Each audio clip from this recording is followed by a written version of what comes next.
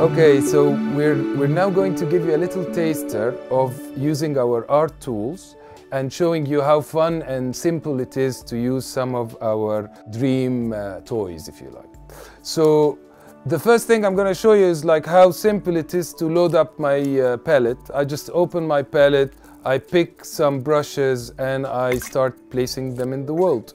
The nice thing here is that I place my shapes in the world in a motion tracked way, because it's using the move controller, and in the DS we use the gyros to do the same thing. So I'm just going to make a little garden in 5 minutes. That's the challenge, just to show you how fun it is and simple to make tools. I'll pick a color. Let's pick some nice sort of brown color, and then I'll just start placing it in my world. And as you can see, the act of placing in the world is very intuitive. I just tap my controllers together to change the shape of my object, and off I go and scribble away. I can make my shape a bit more fuzzy, and fuzzy shapes are even more forgiving in creation, so you don't even have to get really that exact. Another exciting tool here is how I can blend my shapes. So I'm going to blend it with a twist of my hand. If I switch that off, I just place a rounded cube like that. But if I switch it on, I get all these nice intersections between the cubes. This is the philosophy of our tools, succeeding in giving you very, very interesting results like that by just placing a shape into the world.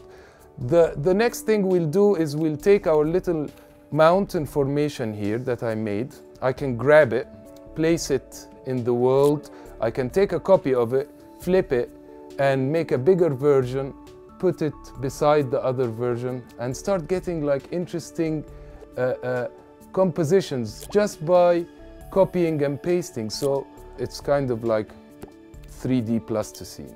And now I'm gonna start using my brushes to paint over this mountainscape that we've made some foliage. So the next tool that I will show you is the painting tool. You basically have a bunch of brush types. You pick a brush type and then you pick a color. Let's pick green. And instead of picking like just simple green, I'm gonna make it more fancy by having dark and bright green in that mixer down here.